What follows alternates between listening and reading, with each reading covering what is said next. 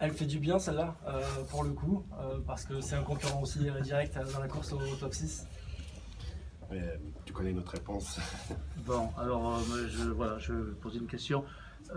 Victoire à 4 points, mais un goût quand même d'inachevé sur ce match. Inachevé, non. Inachevé, non.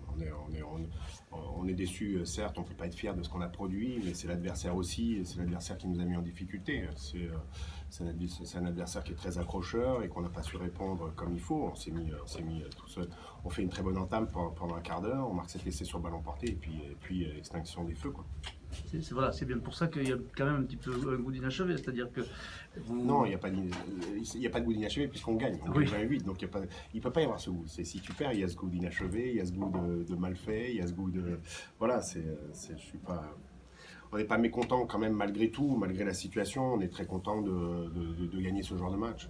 C'est très difficile. Il y a d'autres équipes qui ont perdu contre eux en début de saison et qui auraient aimé être à notre place ce soir. Comment vous expliquez qui vous est privé de ballon durant cette deuxième partie de première mi-temps? On les a aidés aussi un petit peu. On a nos sorties de camp, qui sont très mauvaises. On joue une ou deux contre-attaques qu'il ne faut pas jouer. On a nos sorties de camp après cet essai sur le ballon porté. On sent très très mal. On passe un quart d'heure presque sur notre ligne. On se met en difficulté, on commence à paniquer, on commence à sentir la fébrilité. Et c'est un petit peu ça qui est dommageable sur notre comportement, quoi. C'est maintenant on est content de notre capacité à tenir face à une équipe qui nous met en difficulté. Donc voilà,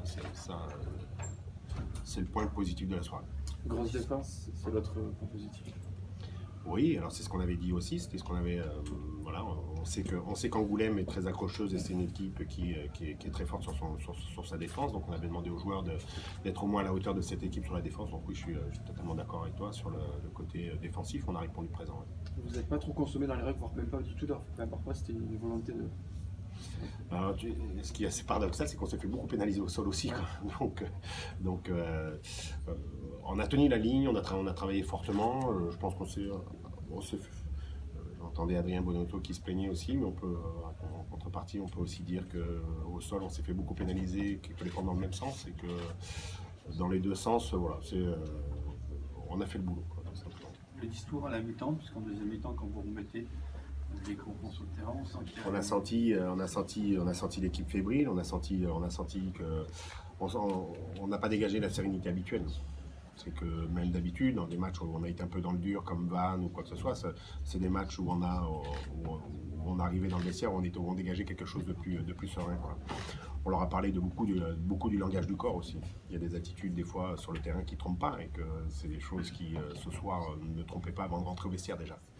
Et dans le vestiaire, ça s'est vu aussi. Donc il a fallu trouver un discours un peu plus serein, retrouver le calme, retrouver la sérénité qui a fait que bon, petit à petit, on a pris le match, hein, 11-3, puis on a avancé tout doucement, sans peut-être avec de la panique parce qu'on aimerait voir plus de jeux, parce que ces derniers temps on a mis plus de jeux et qu'on voit qu'on est mieux quand on pose le jeu. Mais voilà, il y a aussi, la Pro D2, c'est ça aussi, c'est qu'on est confronté un week-end, une semaine à une équipe de très haut niveau comme Oyonnax, on est confronté à Carcassonne qui est sur le ballon porté, on est confronté à Montauban qui est sur le jeu aéré, on est confronté à une équipe d'Angoulême qui est très, très concentrée sur la zone de rug, très concentrée sur le jeu au sol et qui est très accrocheuse et qui fait que en 4 matchs, on a rencontré 4 équipes totalement différentes et qui montrent encore la marge de progression qu'on a eue et qu'on a à avoir encore.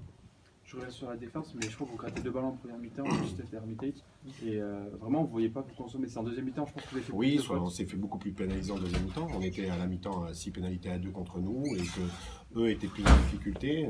Encore une fois, pour rejoindre ce que tu dis, sur notre faculté à défendre sur la ligne, voilà, on prend certes un essai sur une aire défensive, mais elle est sur le carton jaune. Le reste du temps, je ne l'ai pas senti en difficulté sur leur jeu. Ils ne nous ont pas mis en difficulté sur la vitesse qu'on a pu sentir la semaine dernière sur la façon dont on a été agressé par Oyonnax et tout ça. Là cette fois-là, c'était pas le cas, quoi. C'est rassurant après avoir pris 30 points au Oyonnax, 20 points contre Carcassonne. Bon. C'est rassurant de prendre. On n'a pas pris 20 points contre Carcassonne, on a gagné Carcassonne. Ouais. On a pris 30 points, oui, mais il y a toujours du positif dans un contenu. La semaine dernière, tu mènes 17-0 à la 18e, il fallait s'attendre à un moment qu'on prenne les rafales, quoi. Voilà. Bon, enfin, pour revenir à ce soir, le côté très positif, c'est cette victoire. C'est une victoire dans la difficulté, mais c'est une victoire. Pour les joueurs, justement, fin de bloc, premier bloc de l'année 2020.